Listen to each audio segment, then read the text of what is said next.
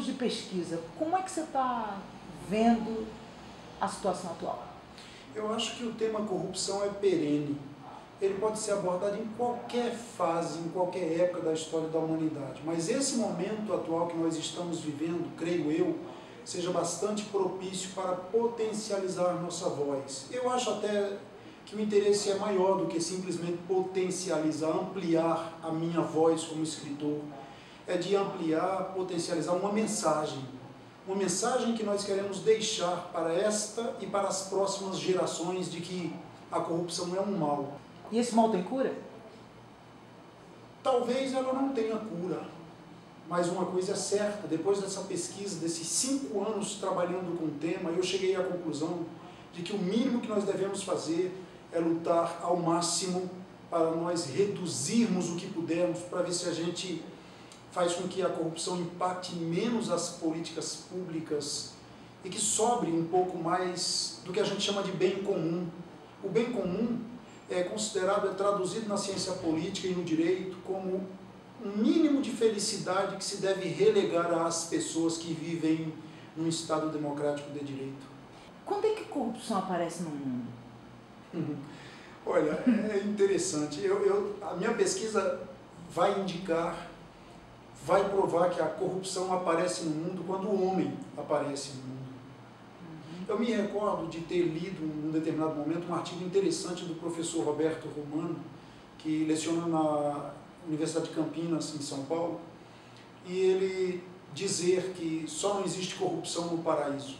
Quem lê a perspectiva, o primeiro volume dos 5 dessa coleção sobre corrupção no mundo, vai perceber, dentro da perspectiva histórica, que a corrupção começou exatamente no paraíso. Primeiro no paraíso celestial, depois desceu ao paraíso terrenal e está aí se perpetuando, dizimando o dinheiro público que deveria ser canalizado para as políticas públicas sociais. Quer dizer que você está dizendo que a corrupção começa quando o pau come lá no... É quando o pau come lá no céu.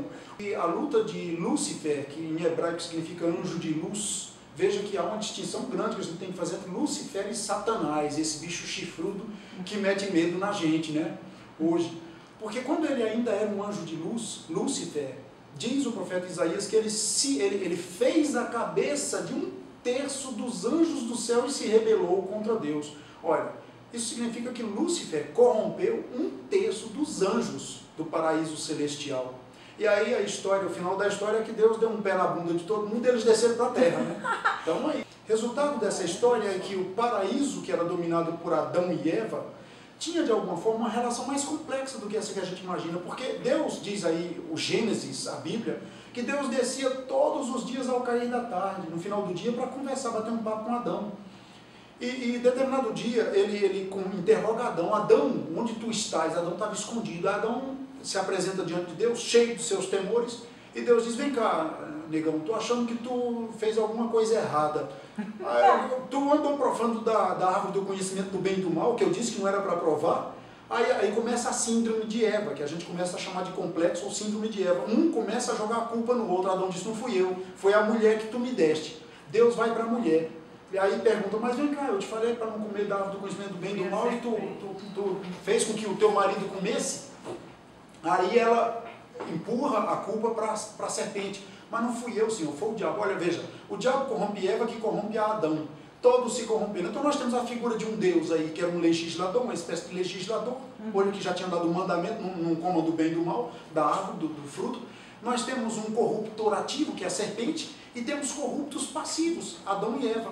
Resultado da parada, só resta uma sanção, e foi o que Deus fez. Expulsou Adão e a Eva do paraíso terrenal e mandou que eles trabalhassem. Disse que dali por diante o pau ia comer. Só comia se suasse muito. Em outras palavras, o trabalho aparece como uma espécie de sanção dada por Deus. Eles teriam que cultivar a terra. Mas a moral da história é: primeiro a corrupção está no paraíso celestial, depois ela se manifesta no paraíso terrenal. Daí por diante, nunca mais deixou de existir na história da humanidade, dentro do ponto de vista da teoria criacionista. Como é que a gente vai conviver com essa característica inerente ao homem, que é a corrupção, pelo que você disse, pela eternidade? Como é que a gente vai conviver com isso? Como é que a gente vai fazer bom uso de um mau negócio, se o negócio, lexicalmente falando, já é negativo? Nós devemos viver e conviver com a corrupção como a gente vive e convive com a vida e a morte. Todos nós sabemos que a maior dádiva que recebemos é a vida, e que a maior afronta que a vida recebe é a morte. E nós vivemos combatendo, arranjando meios de combater a morte todos os dias. Quando você procura evitar um acidente, seja ele do que quer que seja, você está procurando evitar a morte, que você sabe que é um mal. Pode até em determinado momento alguns encararem como bem. A corrupção é um mal que nós temos que conviver porque é inerente ao homem. Olha, inerente sob dois aspectos. Se você for criacionista, você há de entender que o pecado original pelos criacionistas é um mal que está dentro de todos nós, do qual não podemos nos separar. Mas nós temos que viver procurando não errar.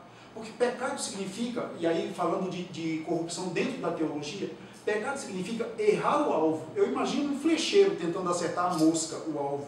Ele não pode errar sob pena de perder a competição. Se nós, como seres humanos, temos dentro de nós o erro, a corrupção imanente, pertencente à nossa existência, sob o ponto de vista criacionista, o que devemos fazer é procurar evitá-la.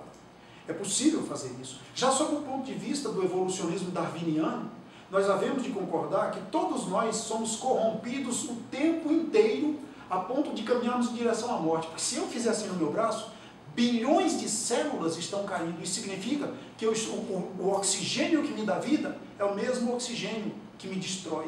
Então a corrupção está no homem, seja pelo criacionismo, seja pelo evolucionismo. Agora, se você pensar sob o ponto de vista sociológico, jurídico, político, aí você vai ver que a corrupção é um desvio de conduta. E que desvio de conduta é esse? Ético. Ético, moral e jurídico. Porque a ética é a justiça. E ela diz, caramba, não faça ao próximo aquilo que você não deseja. Não impinja ao próximo a pobreza que você não deseja para si. Quando um político desvia dinheiro público, ele está relegando o cidadão à pobreza que ele não quer para ele. Tanto não quer que ele está desviando dinheiro para se fazer, para construir para ele o próximo, ou a próxima geração dele, um patrimônio. Então, o professor Nelson Hungria, que foi um grande penalista brasileiro, disse que nós temos um leão dentro de nós, que devemos 24 horas por dia tentar dominá-lo. A corrupção vai tentar nos afetar. Querendo ou não, ela tem um quê de atrativo, de sedutor. É preciso dominá-la.